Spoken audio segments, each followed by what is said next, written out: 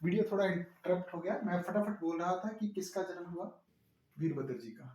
तो वीरभद्र जी ने वहां जाकर सब कुछ तहस नहस कर दिया और किसका गला काट दिया, दक्ष जी का। दक्ष जी का गला काट दिया तो ब्रह्मा जी किसके पास गए, शिव जी के पास, और जाकर क्या कहा कि यज्ञ का ऐसे नष्ट होना गलत बात है, जिसने यज्ञ रखा था उसको जिंदा करो और यज्ञ पूरा करो।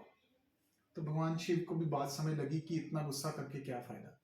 भगवान शिव ने अपना तीसरा नेत्र बंद किया, वीरभद्र को कहा कि सब ठीक कर दो, और दक्ष के धड़ पे किसका सिर जोड़ दिया, बकरे का।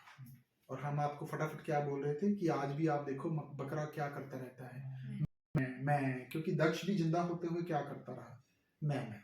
तो जो ज्यादा मैं करता है वो अल्टीमेटली क्या बनता है, बकरा। चलिए, खैर भगवान शिव बड़े दुखी हो गए क्योंकि उनकी पत्नी का स्वर्गवास हो गया।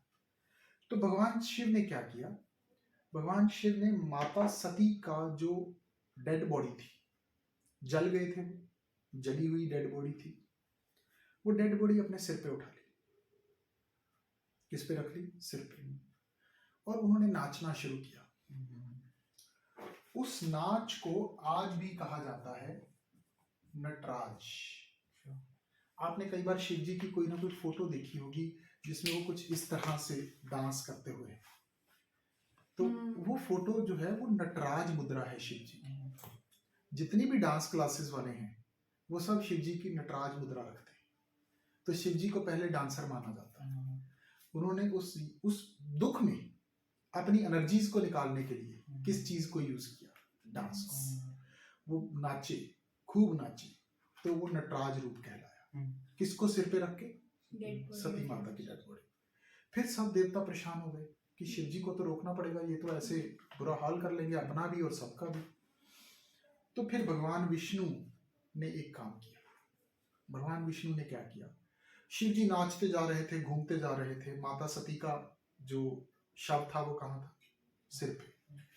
भगवान विष्णु ने क्या किया कि जब भी नाचते नाचते भगवान शिव थोड़ी मस्ती में आ जाते थे, तो भगवान विष्णु अपना चक्कर चलाते थे, सुदर्शन चक्कर, और माता सती के डेड बॉडी के कुछ टुकड़े काट देते थे। अच्छा, कुछ टुकड़े काट देते थे, और वो टुकड़े धरती पे गिरते थे, धरती पे गिरते थे।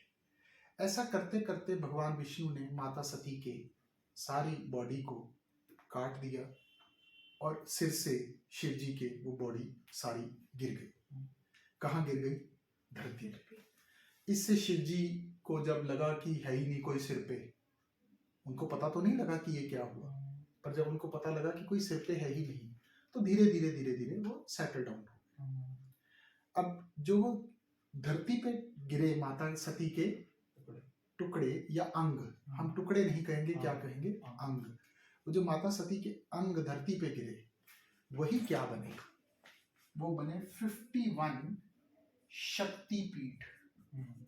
क्या बने, 51 शक्तिपीठ। आपको पता होगा, हम जाते हैं माता चिंतपूर्णी, माता ज्वाला जी, माता चामुंडा जी, माता कांगड़ा जी। इन चार में से हिमाचल प्रदेश में सिर्फ एक ही शक्तिपीठ है, और वो शक्तिपीठ है ज्वाला जी। वहां माता की जीभ गिरी थी, जीभ, जहां माता की जीवा गिरी है वो कौन सा शक्तिपीठ है, ज्वाला जी। नॉर्थ इंडिया में हिमाचल में सिर्फ एक ही शक्तिपीठ है, ज्वाला जी, एक जलंधर के पास है। बाकी जो आप कह रहे हो नैना देवी, वो उपपीठ है, वो 51 शक्तिपीठों में नहीं है। मतलब उसके अलावा कई और के नहीं है, वो महासती के हैं, पर वो उपपीठ है। उनको बाद में बना दिया गया उस श्रद्धा के साथ कि जी माता के नयन गिरे थे, गिरे हालांकि कहीं और हैं, लेकिन एक पहाड़ी पे उस चीज को समर्पित करते हुए एक मंदिर बना दिया गया, माता नैना देवी का मंदिर।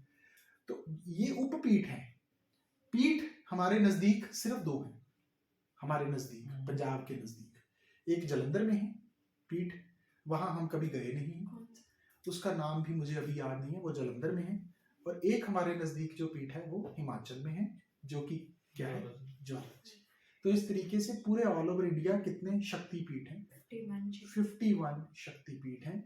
वहां आज के बाद आप कभी भी जाओ तो आपको ये याद होना चाहिए कि उन शक्तिपीठों की स्टोरी क्या है।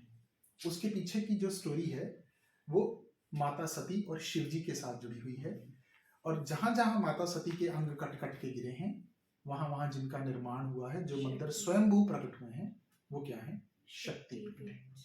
जैसे अगर हम माता वैष्णो देवी जाते हैं तो माता वैष्णो देवी इन 51 शक्तिपीठों में नहीं है।